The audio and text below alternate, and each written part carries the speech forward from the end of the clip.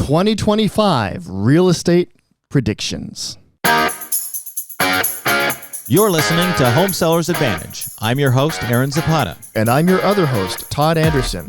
We are the Bald Brothers team at Impact Realty Group with Real Broker, and we are here to give you the Home Sellers Advantage. You can find us online at www.baldbrothers.tv. Again, that's baldbrothers.tv. Or you can call us at 833-305-BALD. That's 833-305-2253. Are we actually going to go there? We're going to go there. We're going to talk about what we think is going to happen in the market. We should do an episode where we go back to our 2024 predictions and see what happened. I don't know if that's a good idea or bad. I think we did. We did? I think we did, yeah. I'm questioning I don't know. your memory, although you tend to have those kind of memories better than I do. See, Todd's good at remembering long-term stuff. I'm good at remembering short-term stuff. So I have no short-term memory. Yeah, but I do. So it's perfect balance. So interestingly enough, 2024 was one of the worst years on record when it comes to turnover. And although prices are high, it does not mean that it's a great real estate year. And so when people ask us, how was the year? It's hard to quantify. Yeah. It really is, because you have to say, well, I know prices were high, but if you're a shop owner and you have 100 items in your store, and every year you sell 100 items, and that's what you do, and that's great, and the prices are $100 per item, and let's just say that's your normal year. Well, you come in the next year, and all people see are that the prices are still $100, and say, well, the market must be great. And they say, well, not really. I only sold 50 compared to 100. Yeah. So for that owner, it's a terrible year. And what's happened in real estate is, although prices are high, we're selling a lot less items. Yeah. They're just not on the shelf, and they're not moving. Yeah, and I think something that we said at the end of last year was the fact that what's healthy is not the prices of real estate; it's the fact of whether or not the real estate market is moving. Our homes being sold and being bought. That's what makes a healthy real estate market, not just the prices. Because oftentimes, hey, if the prices suddenly appreciate at a breakneck speed, that can be signs of a crash to come. That can be signs of a stalled real estate market to come. And in fact, that's exactly what happened for us a few years ago, where interest rates were abnormally low, and they were artificially low. And as a result, the homes went up in value because everybody could afford more. And so the homes just shot up in prices. And then when those interest rates shot up all of a sudden, then the whole market came to a screeching halt. And that doesn't just affect people like you and me, realtors, but it also affects several other industries that are connected and related to the real estate industry. And in fact, the whole economy as a whole is, when you study economics, everything is interrelated. Yeah. And so if the whole real estate market stalls out and there's no movement, it's going to affect the entire economy as a whole. Exactly. And so when we're looking at transaction count, we're looking at escrows and title and contractors and handyman and all these other surrounding industries. Yeah. Right? It all flows together. So real estate last year, statistically, was one of the worst years. Mm-hmm. And the stats are out, and I just read them from one of another realtor in Tennessee, stated that 49% of realtors closed one or less home last year. Wow. It's half of our industry did 1 or 0. Yeah. 70% of the realtors only did 5 and under, at most 5. Yeah. So that means only 30% of the industry did 6 or more. Yeah. Okay, which tells us that there's not a lot of transactions happening. Mm-hmm. If 70% of realtors closed 5 or less. Mm-hmm. So that means that the rest of us closed all the other business. Yeah. But the issue was there wasn't all the other business. It was a relatively slow year when you look at the numbers. So why do we even bring that up? Because we have to quantify what we're saying when we come to real estate predictions. Mm-hmm.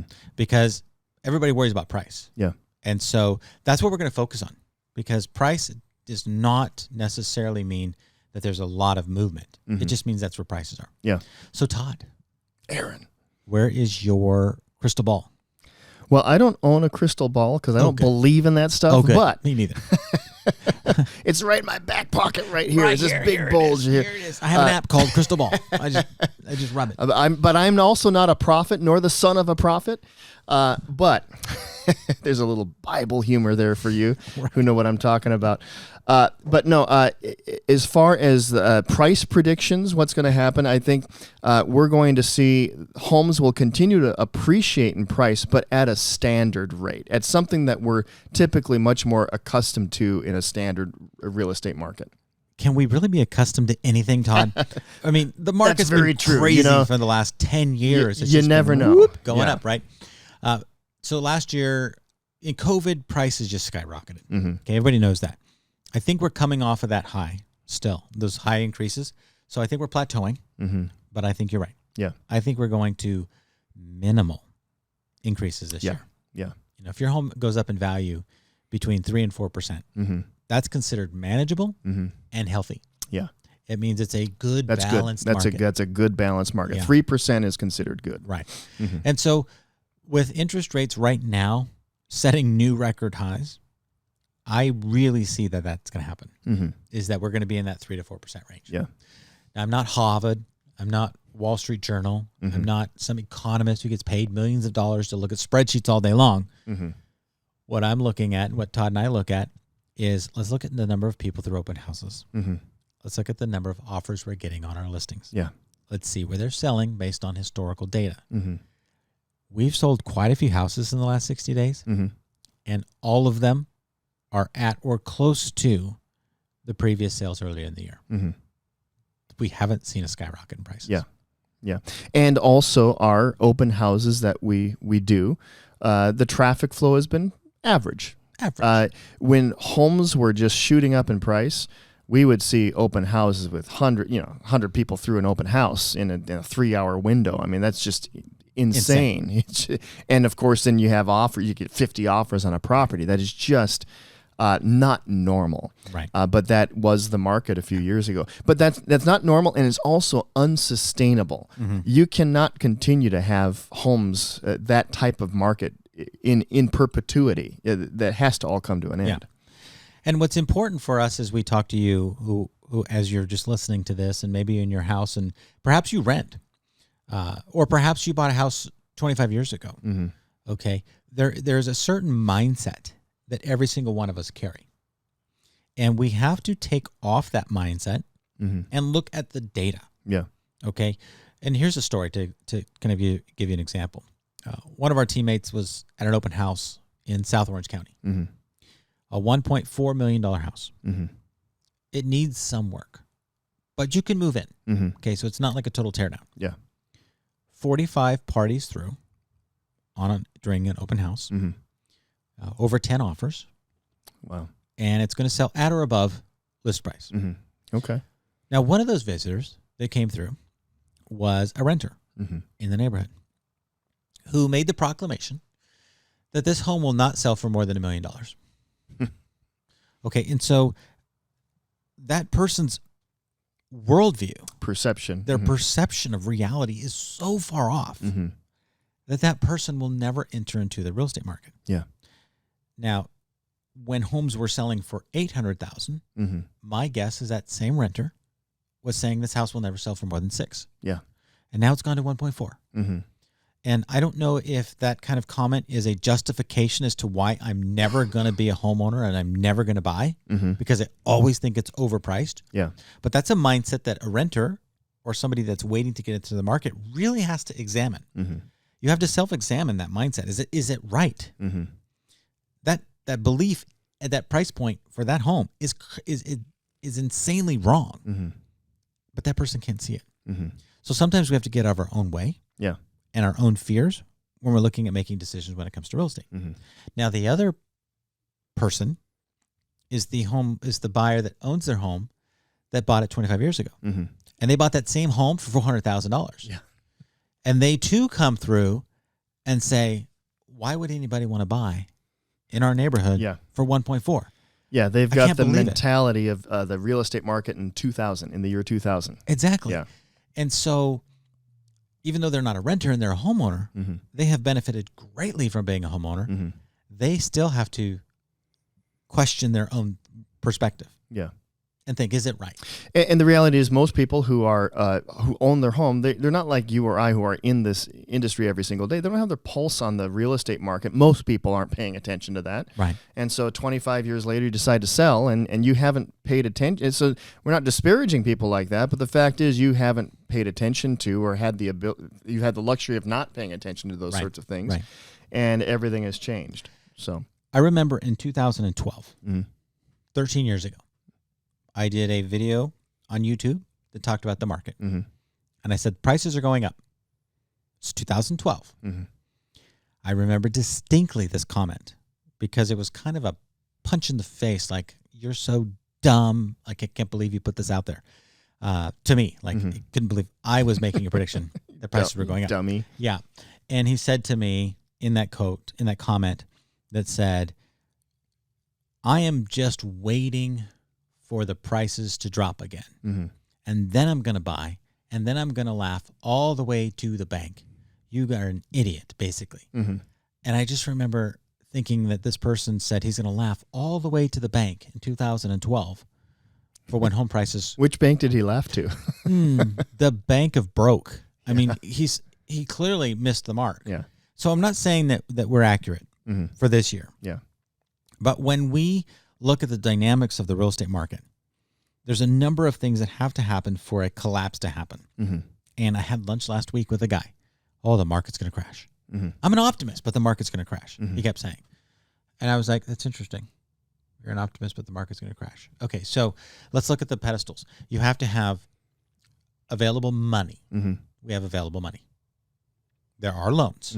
You can get a loan. It is harder to get a loan. In fact, that's pillar number 2. You have to have qualified buyers that can get that money. Yeah, and so it's good that it's harder to get a loan than it used to be. Because in 2006, when I ran a mortgage company, everybody could get a loan. Everybody could get a loan, and you fogged a mirror, and they would give you $800,000 without question. No worry, they said. You'll just pay it back when the market gets better. You can refinance. Not a big deal. No big deal. It was a big deal. Yeah, those don't exist. So it's hard to get money. So you have to have money, and you have to have qualified buyers, which we do. I run a mortgage company, and we have a lot of qualified buyers right now, even at these higher interest rates.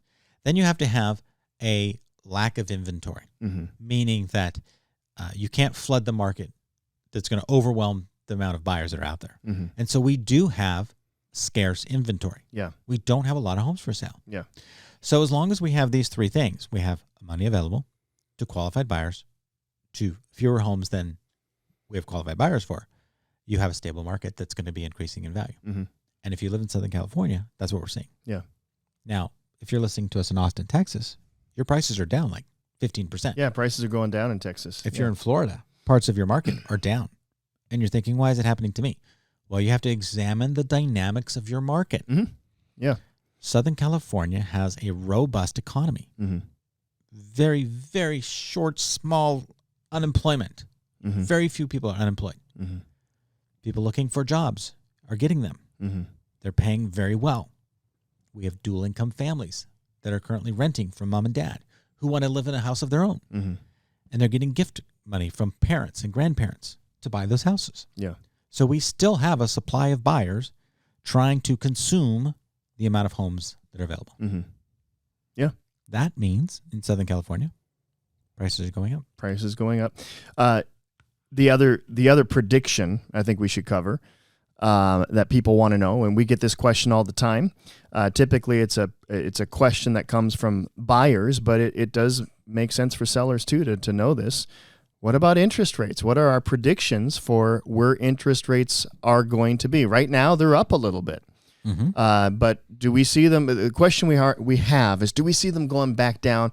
Okay, they're up a little bit. Can we see them going back down to maybe 4%? 2%'s a lot, but 4%, that's manageable, right? Yeah. What do you think? Yeah, no. I'm going to give an image. And by the way, that answer, Aaron's answer, coincides with our previous answer of stable appreciation. That's right. You play the guitar. Yes, I do. This image just came to my mind. All right. Okay. So when you're strumming a guitar, how many strings are there? Well, it depends, but most guitars would be 6 strings. Acoustic guitar. Acoustic. Well, you can have a 12-string acoustic. Okay, You're being too technical. I'm being intentionally obtuse. I walk into 6 strings. a garage. 6-string guitar. Well, it depends. What if you broke a string? Yeah, right. If I walk into a guitar store, 90% of the ones on the wall 6 strings are going to have 6 strings. Right. Let's say that each string is a half a percentage point or a quarter percentage point. And you're strumming that to get the perfect tune, right? Up and down, up and down, up and down. But you have to stay on those 6 strings. Otherwise, you have no sound. Yeah. We believe we have found this new equilibrium since post-COVID of anywhere from 8% on the high to 6% on the low. And you're going to go up and down in that range. And that's what's going to be a stable market for us. Let's coin a new phrase. It's the 6-string market rate. The 6-string market rate. People are like, what are you talking about? It's the acoustic 6-string market rate brought to you here by the Bald Brothers It's the team. resonance of the interest rates resonating between 6 and 8%. And when you're off tune and your strings aren't adjusted right, you will know it. And if you got a floating bridge and you break one of those strings, you're out of luck. You're out of luck because I have no idea what that means. So, my analogy stopped at a certain point, okay? But if you're in that range, that's the new harmonious real estate. There we go. I think that's where we're going to be. I'll let you just run with that. Thank you, because if you are a technical like yourself, you're so proud of your analogy. I'm just gonna kick back and let you run. Todd plays the guitar and I don't. So, where were we? So I think prediction wise, 2025. I think we're going to stay in a range there. I don't think it's going to drop too low. It's not going to go too high, because they know they can break the system. I still think that we've already seen an uptick in homes for sale, more so this year than last year. Yeah. And so I think that's going to play into a stabilizing market where home prices aren't going to go up so fast. Yeah. And so if you're looking at buying a house and you can afford the payment, the natural thing to do is to move forward with that. Yeah, yeah. Because rents are going to go up. They always have. Yeah. And if you're waiting for interest rates to come down, you could be waiting for a while. And what's the standard answer? Hey, rather than wait, buy now. And then if rates drop at a future date, you can always refinance and take advantage of that rate. But if you're like these examples that you gave earlier, if you're waiting and waiting and waiting, you'll be waiting for decades. Yeah. And we don't want you to wait, because a house 20 years from now is going to be worth more than the home today. And so I sure hope so. Yeah, well, stick with it, right? I mean, I've been in my home for 20 years. Yeah. It's worth almost 4 times what I paid for it. And my current mortgage payment is less than I could rent my own house for. So my rental income on that house, should I ever choose to rent it, is going to be way more than I'm paying to my mortgage carrier. So, and we'll eventually pay it off is the goal. So that's our predictions. Yep. Pretty stable year. Pretty boring predictions, I'll tell you. But you know what? It's kind of good to have boring as predictions. Things too wild, lead to instability and fear, and we don't want that. No. So we think that 2025 will be a good year for real estate. Yeah. Definitely better than 2024 and 2023. Once again, going back to the very beginning, we're not talking about prices of real estate, but it's just a matter of the market moving. Well, we were talking about prices. No, but I was saying prices are stable. What I'm saying is that it's a good year from the standpoint of not saying the prices are going up significantly. Correct. But stable. That's what we want. And so we think because of that, the fact that real estate will be moving in 2025 will be a good thing. And you probably have questions for us. So we want you to like and subscribe. We want you to comment.